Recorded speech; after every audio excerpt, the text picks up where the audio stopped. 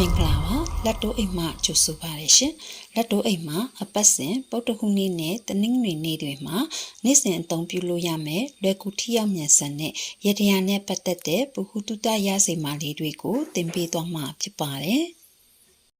ကံပွင့်လက်ပွင့်ပြီးဘေးကင်းစေဖို့အတွက်ဂျင်းတက်နဲ့ပြုလုပ်ရတဲ့ရတရားဖြစ်ပါတယ်လက်ရှိကာလမှာအလောက်ကင်တွေထက်ငေါ့နေတာစိတ်ကူးထားတာတွေဖြစ်မလာတာဒါမှမဟုတ်ဘေးပတ်ဝန်းကျင်ကအနောက်ရှက်တွေကြုံနေရတာဆိုရင်ဒီရတရားကထိရောက်စွာကူညီပေးပါလိမ့်မယ်။ဂျင်းဟာပူဆက်တဲ့ဂုဏ်တတိရှိလို့မိတ်ဆွေအပေါ်မကောင်းကြံသူတွေနဲ့အဟန့်သားဖြစ်စေတာတွေကိုဖယ်ရှားပေးနိုင်စွမ်းရှိတယ်လို့အယူရှိကြပါတယ်။ရတရားပြုလုပ်ဖို့အတွက်ဂျင်းလက်လှကြီးကြီးတကူ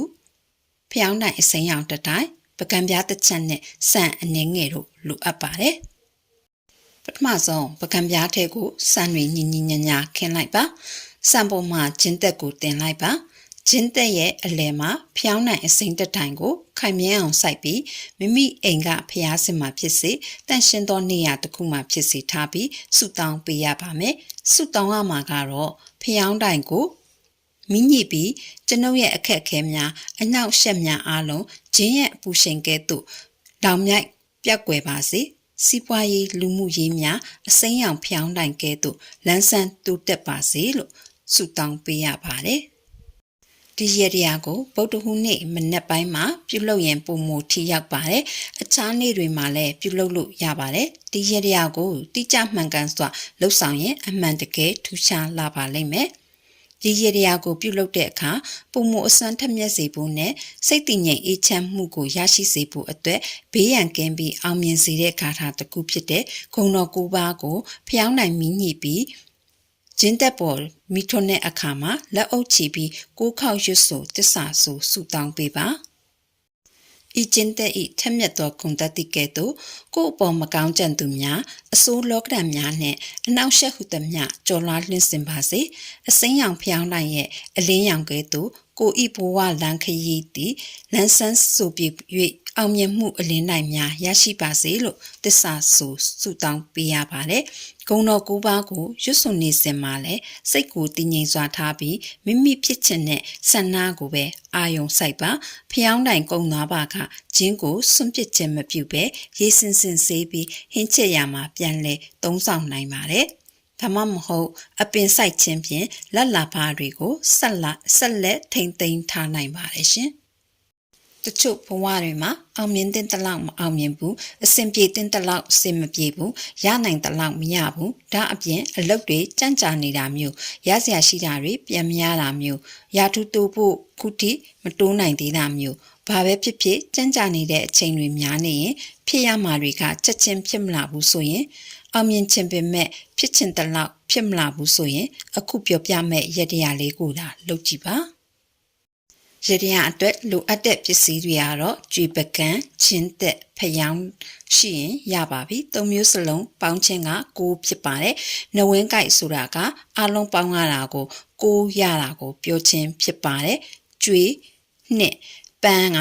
9ကံက2ပေါင်းရင်9ချင်းသက်ဂျင်းက2တက်ကခွန်ပေါင်းရင်9ဖျောင်းဖောက်ထုတ်က9ရောင်းက4ပေါင်းရင်9နဝင်းရရှိပါတယ်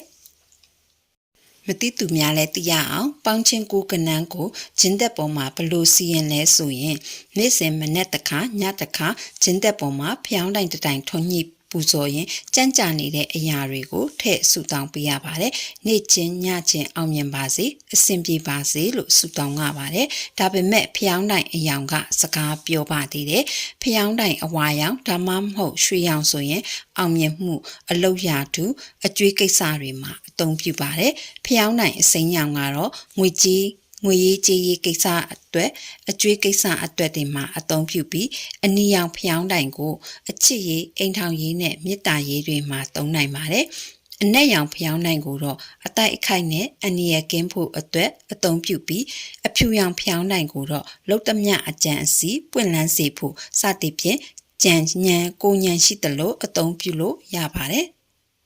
ဂျင်းသက်ပေါ်ကိုဖျောင်းနိုင်ထွန်းတဲ့အချိန်ကတော့အားလုံးကိုနှဝင်းတက်ယူမှာဖြစ်တဲ့အတွက်မိမိရဲ့မွေးနေ့မနက်9:45မိနစ်မှာတစ်ခါနဲ့ည